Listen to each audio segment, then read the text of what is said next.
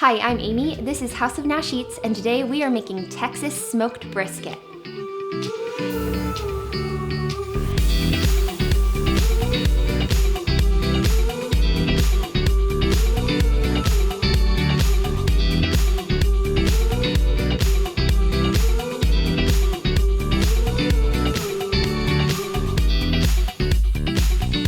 Alright, so to make a Texas smoked brisket, you've got to start out with a big old piece of brisket. And what you're looking for, it's called a packer brisket. And I like to get the really big ones at Costco. And the reason for this is it's a big piece of meat. It's not trimmed down yet, and you can trim it to the way you like. Sometimes when you buy brisket at the grocery store, if you get a smaller one, they trim all the fat away and you don't have the choice on that if it's cleaned up a little too much. This is a 12-pound brisket. You can do a 12 to 14-pound brisket. You can do even bigger. It'll just take longer to smoke. The point is, plan on about an hour per pound of meat. So a 12 to 14-pound brisket, it's gonna take around 10 to 12 hours on your smoker usually. Pull it out about an hour before you plan to throw it on the smoker, and that's just going to help it come up to temperature so that it starts absorbing the smoke and cooking better and more evenly on your smoker. I'm going to open this brisket. We're going to trim it up. All right, so the first thing you want to do is kind of assess your brisket. You want to look at it. They're all a little bit different, but there are things to watch for before you start cutting into it. The first one is look at your fat cap, and you can kind of see on the side that you've got a thick layer of fat down here, and then there's meat below it. And then this end of the brisket is a lot thicker. This here is called the flat, the thinner end, and this is called the point. And the point tends to have pretty thick, hard pieces of fat. And we're going to take off some of this fat. So we were left with about 1/4 to 1/2 of an inch of what's called a fat cap. And when we put this on the grill, we're gonna grill it just like you see it sitting right here with the fat on top. That way the juices will kind of melt and render down into the meat and make it really tender and juicy. So I'm actually gonna start by flipping the meat over, and we're gonna clean up the bottom side first. All right, so I've got a really sharp, it's like a curved knife. I don't even know what this kind of knife is called. I'll try to figure that one out and link to it in the notes below. But you wanna use a really sharp knife in order to trim your brisket. And looking at the bottom side of my brisket, I can see a few areas I'm gonna get rid of. So one is over here, I've got this piece of soft fat, and we just don't need that. So I'm going to pull it up and just make slicing motions with my really sharp knife to get rid of that, and I'll just set it over to the side. So just kind of go through and see if there's any pieces that you want to clean up off the bottom of your brisket. Okay, and then there is a really thick layer of fat right here, and as I'm touching it, it's a hard, really dense, pretty much all fat. There's no meat in here. And I want to get rid of this. I don't like to leave this on my brisket while it cooks because I don't want to eat it afterwards, and it's going to be on the bottom, so it's not providing the juices dripping down to make the meat more tender. So I'm going to kind of turn this around and start slicing away at this. And you want to make your cuts and then kind of use your fingers to dig in, and be really careful about your fingers when you're using your sharp knife. Peel that piece of fat up. That way you can see as you're slicing, if you're starting to get into meat, then you're slicing too deep. So you want to make sure that you're just cutting away the fat and not the meat of your brisket.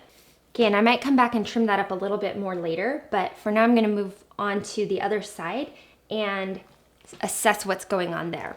I like to have a kind of clean presentation when I'm doing my brisket, so one thing I'm gonna do is kind of almost sort of square up the edges. This also helps it to cook a little more evenly because this big piece over here is going to take longer to cook than the smaller flat of the meat. So I'm actually going to take off some of the side over here. And I'm not so much getting rid of meat, I'm mostly getting rid of large pieces of fat. A little of the meat is going to come off, and some people would want to save that and use it, but in this case, it's worth it to me to get rid of a little bit of the meat and have a better presentation on my brisket. So I just cleaned up that side, and I'm gonna do the same thing going this way.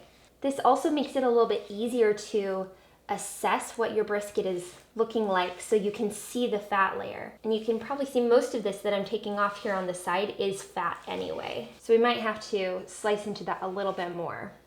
Okay, that just makes it a little bit easier for me to see the line of fat and meat so that I have a better time taking the fat off without cutting all the fat off and getting into the meat. So now I'm gonna take off this top layer of fat and see where we're at. So I'm actually going to turn it this way and kind of start from over here where the fat is thicker. And just keep lifting up on the fat as you're cutting so that you can see what's happening underneath so that you're not cutting away all of the meat. You're just getting most of that fat, depending on how much fat you like on your brisket. Some people like a nice fatty layer on their brisket and they enjoy that. I don't like it so much if it's too thick. So again, I go about 1/4 of an inch is what I'm aiming for. This is a really appetizing video to watch, I'm sure, at this point. And I'm going to square off this end point piece just so it looks a little bit nicer. Okay. And if you mess up and go a little bit too deep, like I just did right here, I can see the meat underneath. It's fine. There's still going to be plenty of fat on top to melt down over it. You're still going to have a great brisket. No big deal if you cut a little too far and expose a little bit of the flesh underneath. Okay, so once you've got your brisket trimmed up the way you like it, we're going to get rid of this fat, which you can see this is almost all just fat that I took off of our brisket. And we're going to toss that and get our rub ready. Okay, so this is a Texas style brisket, and in Texas, the rub for your brisket is pretty simple. Brisket is king, right? It's all about the beef there, so we're just going to use some coarsely ground black pepper, some coarse kosher salt, and some garlic powder. And we're going to use about 1/4 of a cup of each to make this rub. And this is a great rub. We use this same rub on beef ribs, and it's delicious. I'll also include a link in the notes below to the recipe that has the printable recipe and all of these instructions if you want to print it out and follow along. And then we're doing 2 tablespoons of garlic powder. And we're just gonna mix those together in a bowl. Now you can use as much of this as you want. You don't have to use all of it, but I find for like a larger, like 14-pound brisket, or if I'm doing an even bigger brisket, sometimes you'll see big 20-pound briskets. Those are gonna take a lot longer to smoke and you might need more of the rub. If you're on the smaller side of a brisket, like a 10 to 12-pound brisket, you might not need quite all of this. Kind of just depends on how much seasoning you like on the outside of your meat. Okay, I've got this all mixed together, so now I'm gonna rub the brisket on both sides. And this has been trimmed up to pretty much how I like it. And I'm just gonna take some of my rub and just generously sprinkle it all over my brisket. The other real ingredient, besides these 4 ingredients of salt, pepper, garlic powder, and brisket, is smoke, right? And so it's about your wood. And in Texas, depending on what region you're in, they'll use different kinds of wood based on what grows there. So oak and pecan are popular. Mesquite is popular in some parts. We have even smoked this with hickory wood.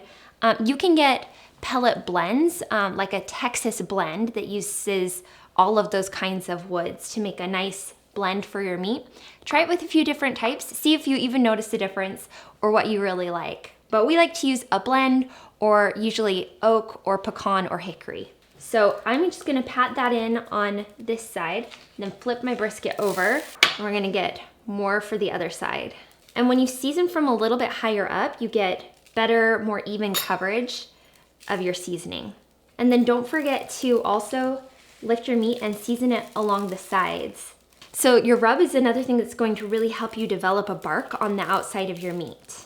So once I'm done rubbing my meat with my seasoning, you could go straight onto the smoker with it, just like this. Or what we really like to do is we'll do this the day before and wrap it up in plastic wrap and stick it in the fridge overnight so that it has time for the salt that's in this rub will kind of dry out the meat. It draws out the juices and just kind of tenderizes the meat a little bit. You don't have to, but if you've got the time and you're prepping ahead of time for a party and you can do that with your brisket, it's what we recommend. So just pat that in, really rub it all over. Make sure you've evenly coated all sides of your brisket including the ends and the sides. Okay, I'm not going to bother wrapping this up and sticking it in the fridge overnight because I want to get this on the smoker now. So we're gonna take it outside and put it on the smoker grill to show you how that's done. Okay, so I've got my smoker preheated to 225 degrees. You wanna get that going 15 minutes or so before you are ready to put your brisket into the smoker. And we've just got our, I think it's called our hopper, filled with these wood pellets that will just feed into the smoker and give it that wonderful flavor. So this is a Texas blend here of wood pellets. So our meat is ready and I'm just gonna open it up. And the way these work is they pump out smoke periodically and it fills the chamber and that smokes the meat. So I'm gonna lift that on. The other thing that I like to do with our brisket, instead of like a mop sauce where you spray it every half an hour or hour, is we fill a pan, like a disposable aluminum pan with water, and leave it in the back of the smoker, and that just helps add a little moisture to the environment, which gives a really juicy, tender brisket as the end product. So now I'm gonna close this and we're gonna smoke this for about 10 to 12 hours. Okay, so this camera right here, hi. So our brisket has been going now for about 12 hours. So I'm gonna show you a couple of ways to tell that it's done. And the first is to use a meat thermometer. And it's so essential to have a good meat thermometer when you're smoking meat because this is, sorry, it's getting really loud all of a sudden. Okay, so our brisket has been smoking now for about 12 hours and it's done, but I wanna show you a couple of ways to tell if your brisket is done. And the best way, the most reliable for me, is a meat thermometer. This is one that you just insert into the meat and you're looking for your brisket to be 203 degrees Fahrenheit. And you might wanna check it in a few different places. But the other ways of knowing when your brisket is done is you should be able to insert your probe like a sharp object and it should slide right in just like butter. So you can see if you just push this in, it goes in without any resistance at all and goes right in and out. Okay, and I actually pulled this off a while ago, so it's not going to say 203 degrees, but I'm just trying to show it going in to the meat. So another way to tell if your meat is done is it's going to jiggle when you like poke it or press it. It should be almost like jello, like jiggly. So you can see if I just tap it, it just wobbles. And that's a good way of knowing that your brisket is cooked all the way through. So now, so those are my 3 tests. We've got the wobble test, the temperature test at 203 degrees Fahrenheit, and if your thermometer slides in just like butter, in and out. So that's 3 really good ways to know your brisket is ready. So now we're gonna take this off and we're going to wrap it and let it rest for at least an hour before we slice it. So I've got some heavy duty aluminum foil and I'm just gonna pull out a big sheet of foil and pull my brisket right on that and wrap it up. And then I'm going to wrap it in a towel and stick it in a cooler. Your meat's going to be really hot, so I like to use a pair of tongs and a big old spatula and just grab it and pull it out. You don't want to do this with your hands. All right, so I just brought my brisket in from outside on our smoker and I'm going to wrap it up. So the reason that we do this is you want to let your brisket rest for about an hour and that lets juices redistribute. But also brisket's kind of a funny thing and it can be hard to know how long it's going to take to cook it. So it's really great to wrap it like this and it'll keep in a cooler for like 4 hours. So you can have it done well before like a dinner party or a backyard cookout and it'll just be ready to go, staying hot in your cooler for like 4 hours so that you're not getting it done right at the last minute or everybody's hungry and waiting for the brisket to be done. So I'm gonna take my brisket that I've wrapped in foil and I've got an old towel this is our brisket wrapping towel. It's just an old towel. And I'm gonna set my brisket right on there and we're just gonna wrap it up. Snug like in a blanket. It's gonna keep it nice and hot. And this gives the meat lots of time to rest. Okay, now I've got my cooler. So I've got a big old cooler here. It's empty, there's no ice in it, if that's not clear. And we're just gonna take the brisket and kind of shove it down into the cooler and close the lid, and it's just going to stay insulated like that, nice and warm, and let the meat rest for an hour to 4 hours. And then whenever you're ready, we're gonna pull it out and slice it. I just pulled our brisket out of our cooler. It's been resting for about an hour, and now it's time to unwrap and slice the meat. So I'm gonna take my towel off, and the meat's still plenty hot in here. So I'm gonna move it over to, I like to do this on a baking sheet just to control all the juices. You could do it on a big cutting board if you want to. Okay, and then I've got this nice, really big, sharp knife. My dad, who loves to smoke meat, gave me this knife, and it's really awesome, and I use it for carving our brisket. But I'm going to unwrap the brisket and pull it off the foil. Okay, so as you can see, we've got a nice bark on the outside of this brisket. Bark is the nice, dark, almost black looking exterior of the brisket. And now we're going to slice it. So when you're slicing brisket, we're going across the grain, and we're just going to make straight, thin slices about the width of a pencil. So 1/4 inch to about like 1/2 inch, 1/3 of an inch, 1/4 inch, kind of whatever you like, but I usually think of it as about a pencil width. My favorite parts are the end pieces that get the most like bark on them. We're gonna go ahead and slice. Okay, so this is not a serrated knife, as you can see, and it just slices. You just draw it right through the meat, and the meat is so tender, it just slices right apart. And we've got a little bit of that fat cap still left on there. Some people love that on their brisket, some people don't like it so much. So remember, when you're trimming, it's really up to you how much of that fat you want to leave on. We tend to leave about 1/4 of an inch. Okay, so I just want to show you, you can see the juices just kind of oozing out of that meat. It's so juicy, so tender. This brisket is amazing. Okay, so a couple things to look for in your brisket that you're kind of going for are, you are hoping to get a nice pink smoke ring off your brisket. And I know there's a lot of barbecue and smoking enthusiasts who use hardwood. I use our Traeger pellet grill, and honestly, it works great for us. Just those wood pellets and a Texas blend of wood, or I like to use oak or hickory in smoking my brisket. And it does a great job of giving me a nice pink smoke ring here on my meat and a nice dark bark. It should be nice and juicy and tender, and you should be able to slice through it just like butter. I don't know, 1/3 of my brisket, and that's all I'm gonna do for right now because we're going to have some friends over to help us eat this brisket. Brisket makes a lot. It's great for a dinner party or having friends over.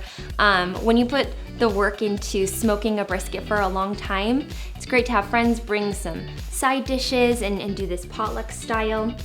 This meat is super tender, super juicy. I can't wait to serve it to our friends. Okay, so now is the moment I've been waiting for. I finally get to taste this brisket. So I'm just gonna take it from right off of here. Not even gonna bother with the plate. So I'm getting one of these end pieces that's got a little bit of fat and some of that rub and bark on the outside. I'm gonna try it.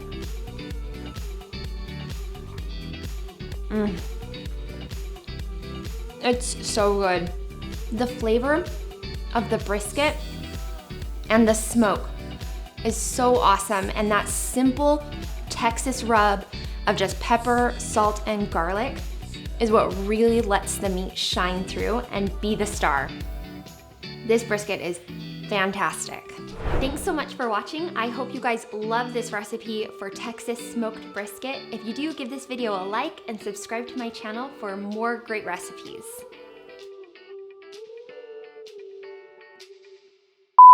Okay, so I just want to say that there are a million different ways of approaching barbecue. This is how we do it, and it's what works for us. It's, I think, a little bit less intimidating and a less strict than some other approaches. But a lot of people use, it's called the Texas crutch, where partway through smoking the meat, they pull it off and wrap it in, it's called peach paper, which is like a butcher paper, or in foil, and put it back on the smoker to help it get through a period known as the stall, where the temperature takes a while to rise. Just keep in mind that brisket is a long, slow smoking process. It takes a long time to break down those fibers in the meat so that it's nice and tender. And if it takes a while and you don't want to use the Texas crutch, there's no need to. We've done it both ways, and typically we just leave it without a wrap at all. You also could spray the meat while it's cooking with a mop sauce or some vinegar if it starts looking dry. Again, usually we don't feel like that's necessary, but there's hundreds of different ways to do barbecue, and you'll find the way that works for you. This is what works for us. It works every time, and it's super easy and less stress than you might think.